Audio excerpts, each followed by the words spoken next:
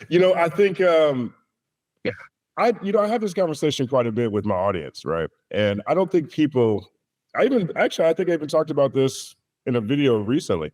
I don't think people understand how the music business works, how the music industry works. I think that, there are a lot of times where you're speaking to the culture, and there's a lot of times when you're speaking for the culture, right?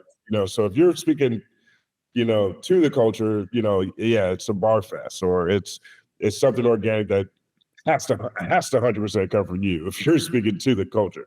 Right. But in situations where you're at the Grammys, right, and you're up against Adele or Beyonce, you're trying to win an award, it takes a team to even compete with all the writers that are happening in every other genre where solitary genius isn't paramount. You know what I mean?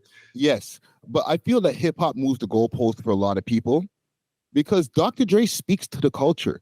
He has 2 albums and the Compton album where he's speaking from the perspective of, this is me, this is my story, this is how I feel about the industry, this is how I feel about Compton, and he don't write a lick of any of his stuff.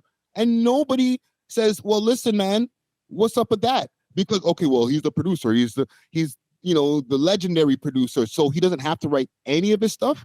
He's a full rapper.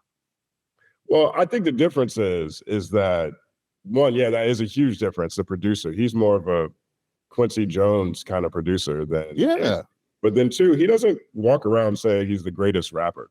No, I'm not saying that. That's a big dividing line. So I think that's why Dre doesn't get that kind of. Yes. Same thing with Kanye. Kanye doesn't get that same kind of critique for the same reasons. And both of them are very upfront about who writes their stuff, or they don't mask it. It's not like they have to do research to figure out who wrote for Dr. When he sounds like Eminem, he sounds like Eminem, Yeah, but like the thing is, there's like Dre is still speaking, or they're writing from Dre's perspective. So it's like, what do you just have to sit and have long conversations with these guys so that they can get in Dre's brain and then write his story? Well, I think when it comes to Dre, since we're using him as an example, Dre is trying to break the charts wide open every single time.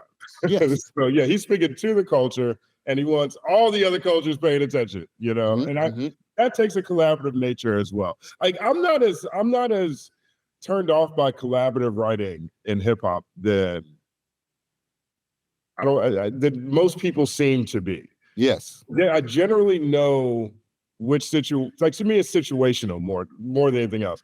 Anybody in battle, whenever I hear about ghostwriters in battle rap, I'm like, what are we doing? But that happens.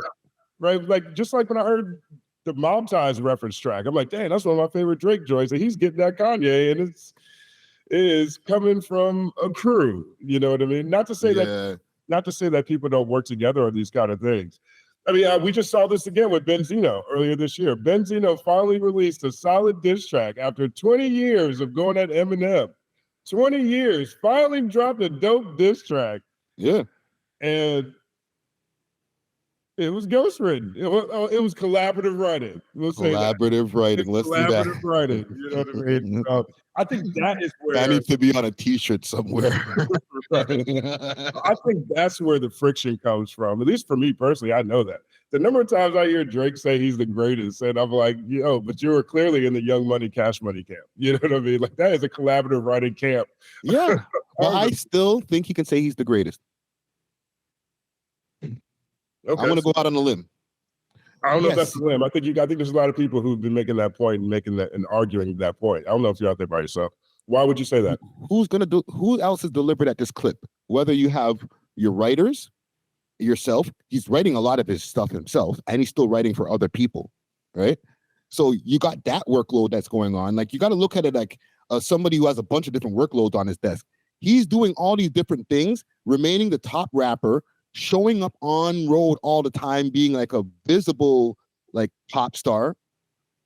And he's been successful longer than anybody else has been able to be successful in this game, using all the tools that is at his disposal.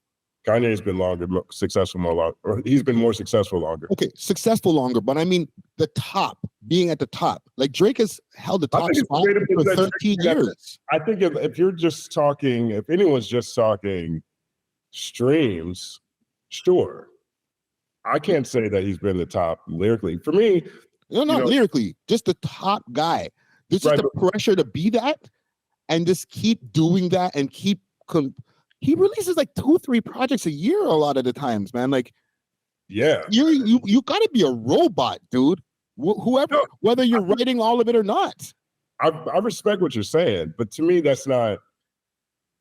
That would be, to me, that I don't want to say that's not. To me, that is probably his greatest GOAT quality is that he could churn out a lot of music and make a lot of hits in one way or another. Mm-hmm. You know what I mean? That's definitely a GOAT quality. You know, I'm not trying to be. I know I sound like I'm trying to poke holes in it. It's kind of reductive. It's not just the hits. It sounds like I'm poking a hole in it. I'm doing my best to come across as fair. You know, yeah. I do think I did a Drake GOAT piece, and that's one of the things I talk about. You know, I also think that, you know, the GOAT conversation is a lot of times it's really personal. It's intrinsic. It's how an individual feels about their own preferences. Yes. You know what I mean? And for me, there are the most glaring thing missing from Drake's GOAT resume is the lack of perspectives in which he can rap within. You know what I mean? Like he talks about this in interviews, you know, how he really can't tell a story unless he's not in it. You know, you don't get third person storytelling from Drake. You don't get any consciousness or social consciousness rather from Drake. And these two things are intrinsic in my view, and they're intrinsic to Black American music, especially foundational Black American music, just in general. There's always some consciousness. You go back to anything, you know, so it's anybody who doesn't have that or doesn't do that, especially in hip hop, when, you know, you get rappers alike and you get the message, you know what I mean? That was really speaking for, you know, Black urban youth in the Bronx in a dilapidated economic situation. And that's missing. That is a huge hole in a. It depends, though. It also depends on who's the audience member. The people who find that intrinsically important are not part of his core audience. They're not part of the people who run up his streams. In the end of the day, yes, Drake is hip hop, or he's part of the hip hop culture, but he's doing way bigger than what the hip hop culture is. The hip hop culture is expecting certain things from him. But he has a way bigger mission going on, man. He did a whole house album. Yes, hip hop is a part of his thing. Yes, he is a rapper. But if you were to just look at Drake as the mission of Drake, it's not to be the best rapper in the world. It's to be the biggest entertainer, bigger than Michael Jackson. So that goes beyond rap. It goes beyond hip hop. On that point, I think he was doing himself a disservice by not having a song that speaks to a social consciousness or cultural relevance outside of his own personal success. Michael Jackson got a bunch of them songs. For sure. You know, Prince got a bunch of them songs. You know, like you go through the list of all the biggest artists. They all got a bunch they all have a bunch of those songs, at least the biggest respected artists. Yeah. You know, like at some point, that becomes, if you really want to get to that top tier, you have to start speaking to the plight of people at some point. Yeah. Otherwise, you just turn into like a Ken doll.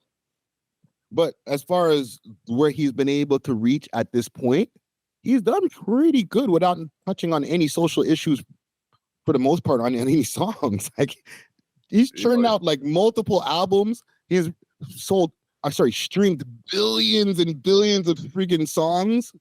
Like, without one socially conscious thing in his catalog, like, not bad. He could really back out and be like, you know what? I'm not making any more songs. Just live with this, and he'll be all right. I don't think he can back out. You can't have his deal. I don't think his deal could let him back out. But his fans won't let him back out neither. To be honest, like the average Drake fan, and I'm not talking about me. I'm too old to be the average Drake fan. I'm talking about the young person who's still going out to the club, the guy who's still out there trying to chase girls and bring them back to the crib, and he needs something to play that's not overly assuming, like, let me lick you up and down. It's like, okay, the girl's gonna be like, come on, what's going on here? No, put on some Drake.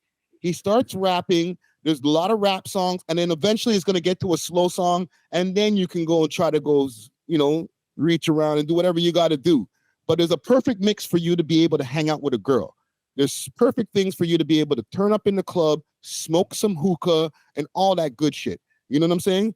He's utility. He's providing services for the people who are listening to his music. There's a lot of shit that I don't like from Drake. I hate that Grease song, but I see when it comes on in certain places, people are like, they're just vibing. If you're able to just do that and make people happy, bro, just keep on doing that, man. Keep turning them out.